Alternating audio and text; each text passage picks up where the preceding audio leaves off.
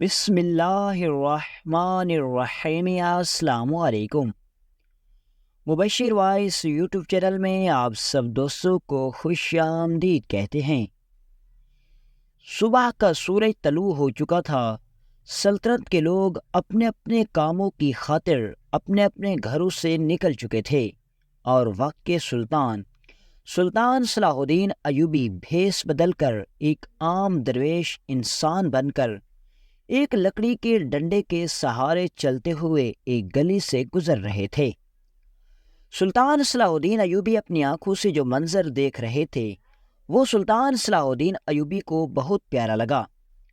سلطان صلاح الدین ایوبی ایک کچی آبادی سے گزر رہے تھے اور اس آبادی کے اندر سب لوگوں کے گھر تو کچے تھے، لیکن ان کے اندر رہنے کا انداز، ان کے آپس میں اخلاق کو دیکھ کر سلطان صلاح الدین ایوبی بڑے خوش جا رہے تھے۔ اتنے میں سلطان صلاح الدین ایوبی کو کچھ ایسا محسوس ہوا کہ جیسے اس کے کپڑے سے پیچھے کسی نے کھینچا ہو۔ اچانک سلطان نے پیچھے مڑ کر دیکھا تو سلطان صلاح الدین ایوبی حیران ہو گئے۔ سلطان صلاح الدین ایوبی نے دیکھا کہ ایک بکری کا بچہ جس کی عمر تقریباً بس 2 ماہ ہی ہوگی، وہ اپنے منہ سے سلطان کے کپڑوں کے ایک پلو کو کھینچ رہا تھا۔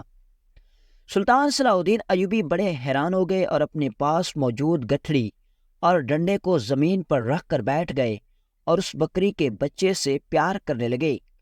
اور اس کے بعد سلطان نے اپنی گٹھڑی اٹھائی اور ڈنڈا اٹھا کر چل پڑے، لیکن پھر وہ بکری کا بچہ پیچھے اور دوبارہ سے سلطان کے پلو کو کھینچنے لگا۔ سلطان صلاح الدین ایوبی حیران ہو گئے کہ آخر یہ بکری کا بچہ بار بار میرے کپڑوں کو کیوں کھینچ رہا ہے۔ سلطان صلاح الدین ایوبی اسی جگہ بیٹھ گئے اور اس بکری کے بچے کے سر پر ہاتھ پھیرنے لگے اور سوچنے لگے کہ آخر وجہ کیا ہے۔ تو اتنے میں سلطان کے دماغ میں کچھ خیال آیا۔ سلطان کو ایسا لگا کہ یہ بچہ کچھ مجھے بتانا چاہتا ہے۔ سلطان صلاح الدین ایوبی رحمۃ اللہ علیہ نے اب اس بکری کے بچے کا پیچھا کرنا شروع کر دیا۔ اب وہ بچہ آگے جا رہا تھا اور سلطان صلاح الدین ایوبی چھوٹے چھوٹے قدموں کے ساتھ چلتے ہوئے اس کے پیچھے جا رہے تھے۔ بکری کا بچہ دوڑتا دوڑتا سلطان کو ایک چھوٹے سے مکان کے دروازے پر لے گیا اور اس کے دروازے پر لاتیں مارنے لگا۔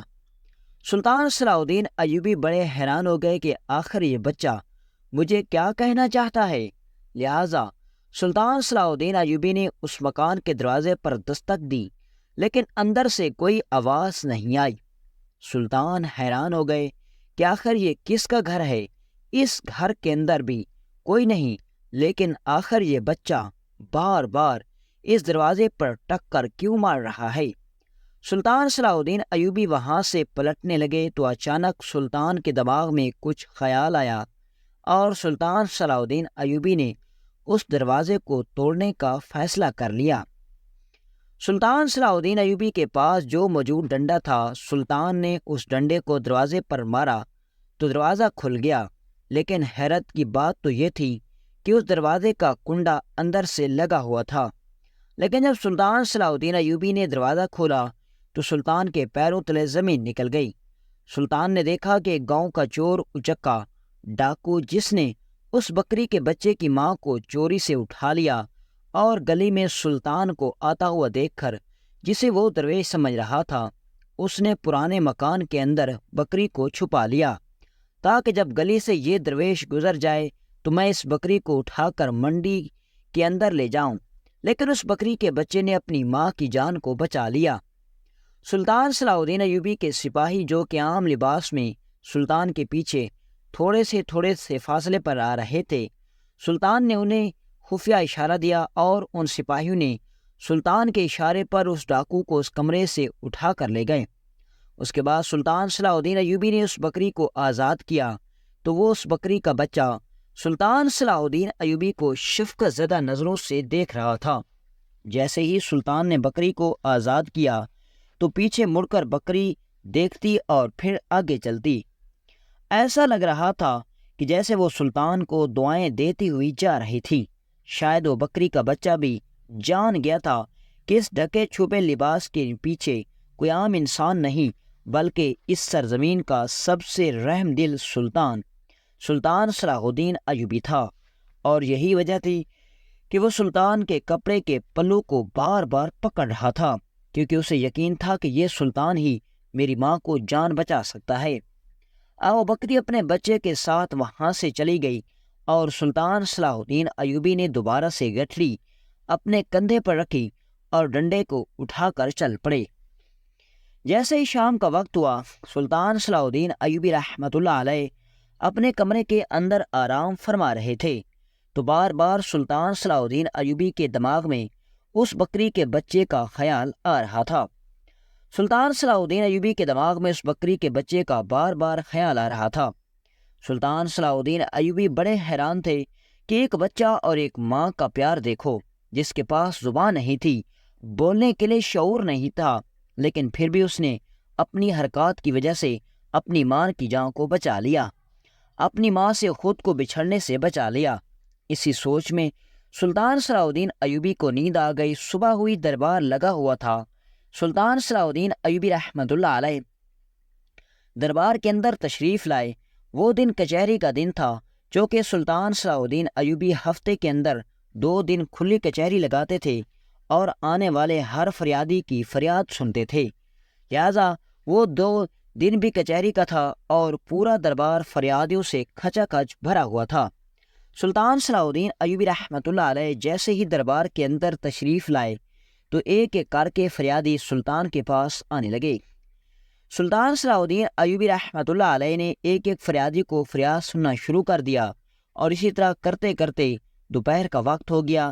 اتنے میں ایک سپاہی نے سلطان کو خبر دی، سلطان معظم، ایک عورت آپ سے ملنا چاہتی ہے، لیکن کھلی کچہری کا وقت ختم ہو چکا ہے اور ابھی بھی دربار لوگوں سے بھرا ہوا ہے، اور وہ محل کے دروازے پر کھڑی ہے اور کہتی ہے کہ میں سلطان صلاح الدین ایوبی کو ملے بغیر نہیں جاؤں گی۔ میں نے اسے کہہ دیا ہے کہ آپ اگلے دن آ جانا، کیونکہ اب کچہری کا وقت ختم ہو چکا ہے اور ابھی بھی بہت سارے لوگ دربار کے اندر موجود ہیں، لیکن حضور وہ کہتی ہے کہ میں سلطان سے ملے بغیر نہیں جاؤں گی۔ یہ سن کر سلطان صلاح الدین ایوبی نے حکم دیا کہ اس عورت کو میرے پاس حاضر کرو۔ سپاہی نے سلطان کے سامنے سر جھکاتے ہوئے کہا، سلطان معظم، جیسا آپ کا حکم۔ اس کے بعد سپاہی چلا گیا، اور تھوڑی دیر کے بعد وہ سپاہی ایک عورت کو لے کر سلطان کے سامنے حاضر ہو گیا۔ سلطان صلاح الدین ایوبی رحمۃ اللہ علیہ نے جب اس عورت کی حالت کو دیکھا تو فوراً حکم دیا کہ اس عورت کو ایک ٹھنڈا مشروب کا پیالہ پلایا جائے تاکہ اس کی طبیعت بحال ہو سکے، کیونکہ وہ عورت زور لگانے اور سپاہیوں سے لڑنے کی وجہ سے اس کا سانس پھولا ہوا تھا۔ لہذا سلطان صلاح الدین ایوبی رحمۃ اللہ علیہ کے حکم پر سپاہی فوراً ایک ٹھنڈا مشروب کا پیالہ لے آئے اور اس عورت کو پلا دیا۔ پانی پینے کے بعد سلطان صلاح الدین ایوبی رحمۃ اللہ علیہ نے اس عورت سے پوچھا، بتاؤ کیا کہنا چاہتی ہو؟ اس نے کہا، سلطان معظم، میرا مسئلہ بڑا عجیب ہے، اور یہ بات جو میں آپ سے کہنا چاہتی ہوں وہ میں سب لوگوں کے سامنے نہیں کہنا چاہتی۔ یہ سن کر اتنے میں سلطان صلاح الدین ایوبی کے پاس میں کھڑے ایک ساتھی جس کا نام علی بن سفیان تھا، اس نے کہا، اگر آپ نے جو بھی کہنا ہے سلطان کے سامنے ابھی اور اسی وقت کہیں۔ سلطان کے پاس اتنا فضول وقت نہیں کہ وہ آپ سے اکیلے میں ملاقات کریں۔ تو اس عورت نے کہا، نہیں، میں سلطان کے سامنے جو کہوں گی اکیلے میں کہوں گی۔ سلطان صلاح الدین ایوبی رحمۃ اللہ علیہ نے کہا، ٹھیک ہے، تم ابھی میرا انتظار کرو، دربار میں موجود میں فریادیوں کی فریاد سن لوں، اس کے بعد تمہاری بھی فریاد سنی جائے گی۔ لہذا وہ عورت دربار کے کونے میں آرام سے بیٹھ گئی۔ سلطان صلاح الدین ایوبی رحمۃ اللہ علیہ درباریوں کے دربار کے اندر موجود فریادیوں کی فریاد سننے لگے۔ تھوڑی دیر گزری، سلطان صلاح الدین ایوبی رحمۃ اللہ علیہ جب فارغ ہوئے تو اتنے میں آپ کے قریبی ساتھی نے کہا، حضور، دوپہر کے کھانے کا وقت ہو گیا، صبح سے آپ نے کچھ نہیں کھایا، آپ اس عورت کا مسئلہ بعد میں بھی حل کر سکتے ہیں۔ سلطان نے کہا، نہیں، پہلے اسے بہت انتظار کرنا پڑا، لہذا اسے میرے کمرے کے اندر لے آؤ۔ سپاہی گیا اور اس عورت کو سلطان صلاح الدین ایوبی کے خاص کمرے کے اندر لے آیا۔ سلطان صلاح الدین ایوبی رحمۃ اللہ علیہ نے اس عورت کو کہا، بتاؤ تمہارا مسئلہ کیا ہے؟ اس نے کہا، سلطان معظم، جو میں آپ سے کہنا چاہتی ہوں وہ میں سب درباریوں کے سامنے نہیں کہہ سکتی۔ سلطان صلاح الدین ایوبی بھی اس عورت کی بات کو سمجھ چکے تھے کہ ضرور کوئی کچھ خاص بات ہے۔ اس کے بعد وہ عورت کہنے لگی، سلطان معظم، فلاں گاؤں کے اندر رہتی ہوں، میرا شوہر بازار کے اندر تجارت کرتا ہے۔ سلطان معظم، میرا شوہر میری شادی سے پہلے گاؤں کی ایک لڑکی کو پسند کرتا تھا، اور وہ لڑکی بہت ہی خوبصورت تھی، لیکن اس کا باپ بڑا ہی عجیب اور ضدی تھا۔ میرے شوہر نے اس کے پاس رشتہ بھیجا تھا، لیکن اس لڑکی کے باپ نے انکار کر دیا تو تاجر کو بہت غصہ آیا اور اس نے رشتہ میرے باپ کے پاس بھیجا، تو میرے باپ نے میری شادی اس تاجر سے کروا دی اور ہماری شادی کو 1 سال گزر گیا۔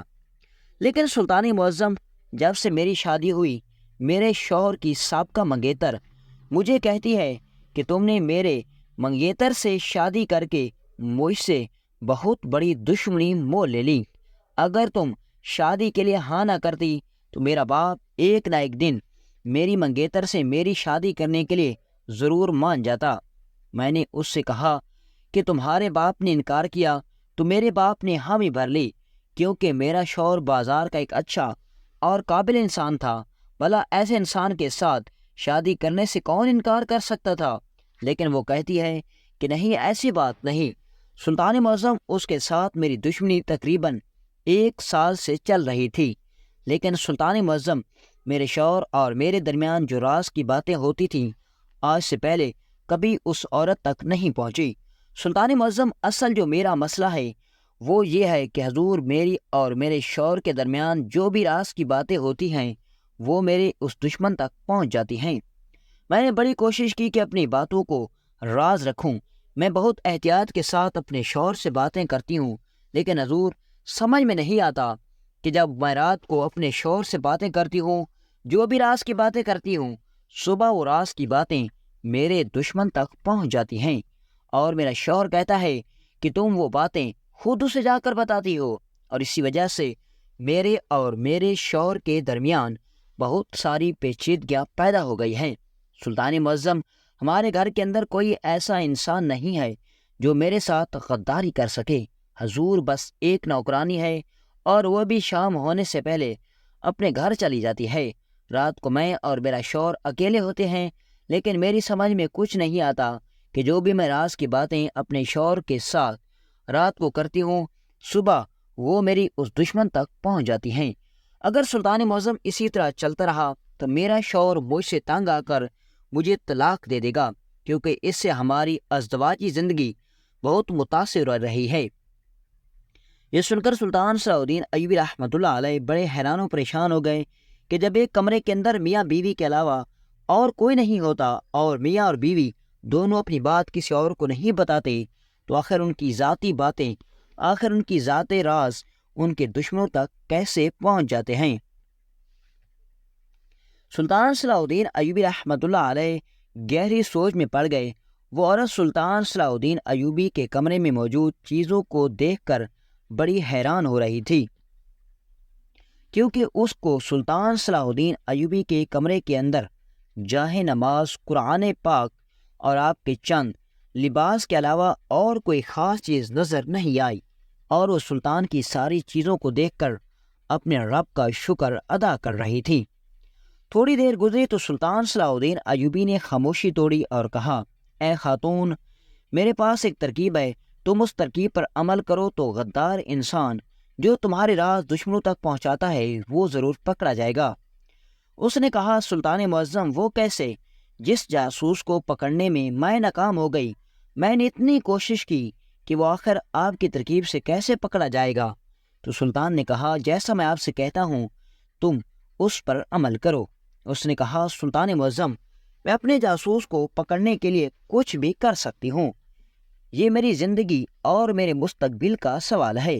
سلطان نے کہا، پھر ٹھیک ہے، تم چلی جاؤ، اور اس کے بعد جا کر جس کمرے کے اندر تم میاں اور بیوی رہتے ہو، تم اس کمرے میں موجود ہر ایک چیز کو باریک بینی سے دیکھو، اور اس کے بعد تمہیں تمہارا راستہ مل جائے گا۔ سلطان صلاح الدین ایوبی کی یہ بات سن کر وہ خاتون بڑی حیران و پریشان ہو گئی کہ آخر سلطان یہ کیا کہہ رہے ہیں۔ لیکن اسے نہیں پتا تھا کہ سلطان کے الفاظ کے اندر بہت گہرا راز چھپا ہوا ہے۔ وہ عورت وہاں سے چلی گئی اور جاتے ہی اس نے اپنے کمرے کی اندر تلاشی لینا شروع کر دی۔ لیکن سلطان نے اسے کہا تھا کہ جب تمہاری ملازمہ گھر سے چلی جائے اس وقت ہی تم اپنے کمرے کی تلاشی لینی۔ جیسے ہی ملازمہ گئی اس نے تلاشی شروع کر دی اور اپنے کمرے کی ہر ایک چیز کو ادھر سے ادھر کر دیا، لیکن اسے کوئی سراغ نہیں ملا۔ وہ بڑی حیران تھی کہ آخر ہمارے کمرے کے اندر کوئی ایسا خفیہ دروازہ نہیں، کوئی ایسی کھڑکی نہیں، تو آخر ہمارے راز، ہماری ازدواجی زندگی کی راز کی باتیں دشمنوں تک کیسے پہنچ رہے ہیں؟ اس نے کمرے کی سب چیزوں کو کھاڑ پھینکا لیکن اسے کچھ نظر نہ آیا۔ آخر کار وہ پریشانی کی حالت میں اپنے بستر پر بیٹھ گئی اور سوچنے لگی کہ سلطان نے مجھے کہا تھا کہ ضرور راز تمہارے کمرے کے اندر ہی چھپا ہوا ہے، لیکن آخر مجھے تو کوئی راز نہیں ملا۔ میں سلطان کے پاس اتنی مشکل سے گئی تھی لیکن میرے مسئلے کا حل تو سلطان کے پاس نہیں تھا۔ تھوڑی دیر گزری تو اچانک وہ اپنے بستر سے اٹھی اور پھر چلنے لگی۔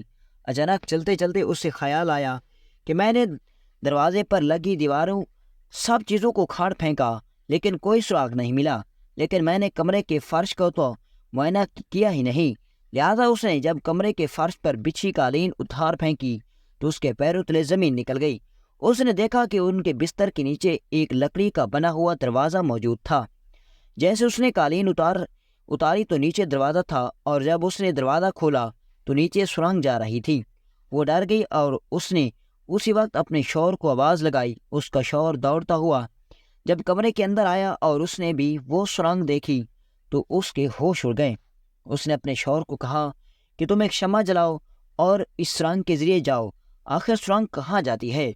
وہ چلتا چلتا اس کا شوہر اس سرنگ کے ذریعے گیا تو وہ سرنگ سیدھی اس کی ملازمہ جو کہ ان کے گھر میں کام کرتی تھی اس کے اندر جاتی تھی، اور جب وہ سرنگ کے ذریعے اپنی ملازمہ کے گھر پہنچا تو اس نے سیدھا خنجر اپنی ملازمہ کی گردن پر رکھا اور کہا، بتاؤ تم نے یہ سرنگ کیوں کھودی؟